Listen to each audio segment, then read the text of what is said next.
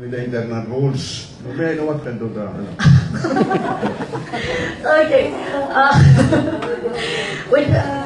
Okay. Since the question was directed to me, I think I am positioned to answer. Early this morning, around 10 o'clock, we invited members of this August body for a pre-session to discuss the internal rules. But upon the members present, we required additional time to discuss the contents of the IRP. So members, including your staff who was there to represent you, was instructed to provide your amendments, suggested amendments, to the chairman on the Committee on Rules and Committee on Rules, which is our temporary floor leader, Honorable Rolex T. Suplico. Now, the draft of the IRP has been, as the Secretary, correct me if I'm wrong, has been already provided to our board members for review for the next day. Have you provided the board members their copy of the draft IRP so that you can review and then give your amendments, suggested amendments, to our chairman on the Committee on Rules, because we will discuss this on a special session on Thursday. I have already signed the notice for the special session on Thursday. At 2:30 p.m. I think you will, I don't know if your offices have received it, but I just signed it before we started our session. So as to clarify, nothing has been approved, decided, because it will all be, you will be given the time to review and give your amendments. But Madam Presiding Officer, let us be reminded of Section 15, of Section 50, Internal Rules of Procedure of the Republic Act 7160. On the first regular session, following the election of its members, and within 90 days thereafter, the Sangguniang concerned shall adopt or update its existing rules of procedure. No. So within 90 days. Yes. Board Member June, our first session was may I interject? July 1? Was it July 1? Yes. Board Member June. 90 days is until September 28th. Exactly. Until September Board Member 28th, June. our next session will be on September 30. It's beyond. Board Member June, that is why we have a special session on Thursday. Your representative was seated 2 tables down from me. Actually, the pre-session was already given to you last week for you to attend because that was the agenda, the IRP. In fact, early this morning, the IRP, the draft that was provided by Board Rolex as the committee chairman on rules, was to review it earlier. Diba? Step by step, one by one. What is the contents of the IRP? Because I want to know if you have objections, do you have further amendments. But then, because the pre-session was only attended by 5 of our board members and the rest were representatives, the Honorable Chairperson recommended that we give more time to the board members for your amendments if they wish. But because of that provision, that is why we are calling for a special session on Thursday para mahinagaw ta. Ang ginahulat na lang, Board Member June, ang inyo nga ginaayok nga amendments. Kay, why kami minabaton nga ginhatag na sa inyo sa Secretariat ang draft sa IRP nga ginapropose sa Committee on Rules. Na ginahulat sa Committee on Rules ang inyo nga gusto nga i-propose nga amendment. But why not we adopt the existing internal Hindi kami amendment kita Board June, hindi pwede na copy-paste because we want to include man ang ato mga gusto nga i-innovate. This is internal rules and procedures. Okay, number 1. Ang isang mga proposed nga na change sa IRP is number 1 is ang mga committee. Well, that standing committees as a separate matter. But sa IRP, may mga certain factors or may mga certain provisions kita suggest ang iba ng board members na pwede kami change this. Kaya damas namin kung mag-amusina, you know, biskan sa IRP ginabasa kung ano ang which is applicable, which is not applicable. That is the intent. Hindi ba? That the IRP is a general consensus of everyone on how we conduct this session. And in fact, one of the amendments gid sa IRP nga ginpaid-idan ang degrees of the motion. Kaya nung naman yung last time, naggininaway, daw nagbinuruan lang ato ng session, kilalain ang mga motions ta, ginpaid-idan, ginpaunti pagid ang IRP. Now, ginhatag na sa inyo para ma-review. And kung kung may amendments, kung agree ka mo or not. Now, gaayo kami sa inyo, lapit na ang 90 days. Why yung pag ginahatag sa amon, ang response nyo sa akon kung okay ka mo sa amendments or not. So, nag-ayo kita po sa inyo, reviewhan na ang IRP na ginhatag sa inyo para pagka Thursday, what day is Thursday? 25? No, not 25. It's 25. Ma-approve na natin para sulod sa 90 days. Ang ginasuggest ko sa inyo, the timeline was presented to you sa very first pre-session ta sa Governor's Boardroom. Naging-plaster sa inyo, the deadline of the 90 days is September 29. Okay? Balanas ang tanan ni September 29. Ara da sa first nga pre-session.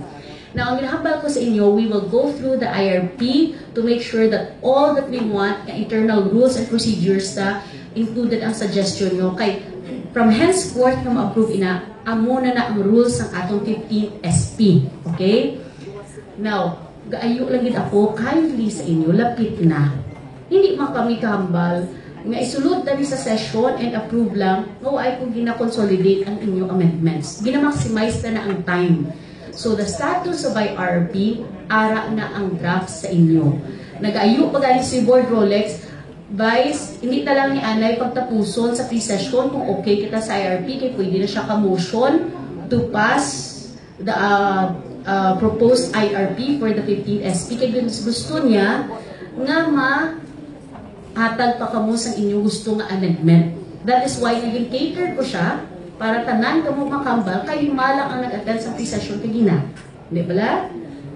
Pero hindi na ko paulat sa inyo later on pa. Kay 29 ang deadline. Saan ko kamo mahatag sa inyong amendments? Why did ako problema nga mag-pass ang IRP? Gusto ko lang collective kamo nga nabasa nyo ang internal rules and procedure. Why sa malain sa previous nga 14th SP nga IRP? Because we have been adopting that IRP. But moving forward, may mga bago kita nga board members na may suggestions na valid. Okay?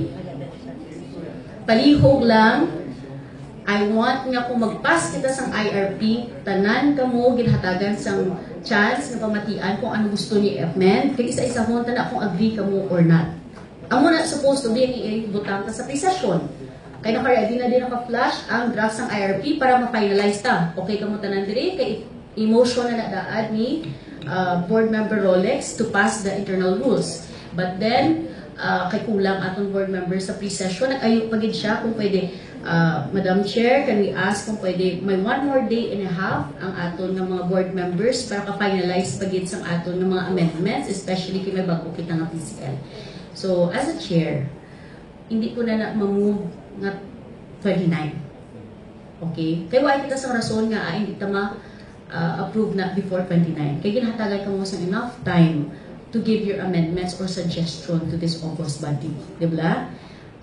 Amo na ng final sa 26. Ang ginaayo ko lang sa inyo, collective kita sa aton nga pagkubra sa IRP. Participatory man kita sa IRP. Why gid sa question ang 14th and 15th ng IRP, pero kung may nakita kita nga gusto ta idugang, kung may nakita kita nga gusto i-amend, why not? Kay valid man ang amendment. Diba? So, as a kind reminder again, the notice for the special session has been delivered to your respective offices for Thursday 26, September 26. Kay dira ang agenda would be the update of our standing committees. Kay di na gina 25 Thursday, and the approval of our 15th internal rules and procedures. Mas nag-id-id ang aton nga IRP compared sa 14. Ang naayo ko lang, agree lang kamo tanan, kay kung ano, ang muna ning aton nga bibulo. Di ba? So you have 1 day and a half to make your amendments if there is a proposed amendment. But if not, we will pass, there is going to be a motion to pass the internal rules and procedure on Thursday para mabit ang deadline. Madam Presiding Officer, I rise just to make a suggestion, supposed to be, if amenable with our colleagues here, that we should have to adapt during this session to comply with this provision of the local government code, to adopt our internal rules of procedure. Anyway, the word here is to adopt or update. And once we adopt our internal rules and procedure today, we comply. Yes. We have complied this provision of the local government code, and we are not prohibited. We are not prohibited to make amendments. And amend. Amo na gani, pwede kita ka-amend anytime. Pero kung tingbo nyo na lang laad ang amendments, para hindi kita sige ka-amend, amo na propose ko, kay nga kung natapos na lang tanan yung amendments kay ginang aga, subong daad nga hapon, gid pa-adapt na. Pero kay ti, sinong pamangkuton ko kung okay ka mo sa amendments, kay ti, 5 ka board members, then the rest representatives. So I'm trying to maximize. On your end, Board June, why ka na sang idugang i-amend sa 15 SP? Have you read the draft of the rules on chairperson on the committee on rules? I may have amendment along the way, but for me, this is only just a suggestion. Yes. That in order to comply this provision of the local government code, we should adopt the internal rules during the session. That is why we're going to do it on Thursday, which is still within the provision of 90 days. Anyway, for me, that is only my suggestion. If we will not adopt the internal rules today, so we will do it in our special session. Mine is only a suggestion, Madam President. I understand, Board June, but that's the reason why originally the intention was to adopt it today.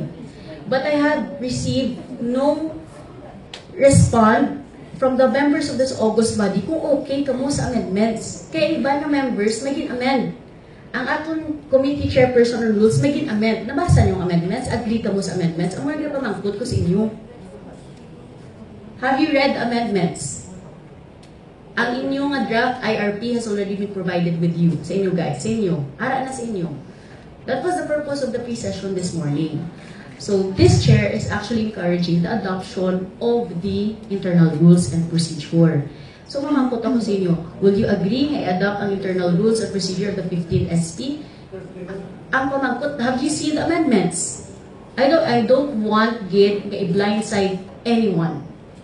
Okay? Ang gusto ko lang i-reiterate sa inyo, ara na ang 15th na draft sa inyo, lantawan yung amendments. Kaya kung agree pa lang kamo, then we go. Kaya ako nakita ko ang draft. Agree ako sa nakabutang ng mga amendments. I've made my suggestion to the committee chairperson on rules kung ano gusto kong amendment. Kagin highlight na draft. May iba man naghatag sa amendment. But since kagina, hindi kita kakambal kung agree ka mo sa amendments o kung may idugang pa ka mo nga amendments, kaya gina-remind ka mo, pwede digit ka mo ka-amend. Or may idugang ka mo. Amo na agin agree ko, ako sa Thursday, mas special session kita. Ang magiging special session na siya, kaya aware kita nga sa 29 ang deadline. Diba? Okay kita? Pero just to clarify, SP Secretary, has everyone been provided the draft? Pagkinaagad yung sa today, ano paghinatag sa ila, pati sa ila nga ano?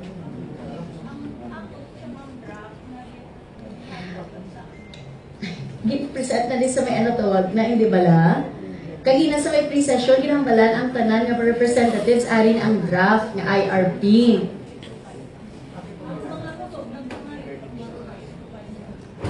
Okay. So anyway, either way, katagi tanan sila. Kaya man ang prontuta, lantawa kung basahan yung 15 IRP, okay ka mo sinadi, kaya i-adopt na dayon. Okay kita? Thursday na lang. Sa Thursday gitman, kaya di aman ang ato nga I have makakorong kita. I think so. Please check your IRP. kantawa kung okay ka mo sa amendments. Kung ay mga mo si padugang amendments, okay, we will approve. Kaya kung later on, may gusto ka mong i-amend mo pagit liwag, wag it ako problema. Basta ang akon lang, the IRP that we decide is participatory and is relevant to the needs and to the suggestions of this current SP. Para fair kita sa tanan, na kung ano man magkalagabo diri sa aton sa sulod sang session hall, may ginabasihan kita nga pre-approve na internal rules and procedure. Okay kita? Agree kita everyone? Appreciate ko good board member to na imong suggestion. Likewise, also, the chair is urging you, the opportunity is given to you to amend. It is with you kung i-avail mo amendment now or not. But definitely, without no further ado, the IRP will be included, actually, is the main star of our special session on Thursday. Okay, di, balanta nga by 29. Amo na ang deadline. Okay? Thank you, everyone. Presiding, temporary floor leader. Well, we will now go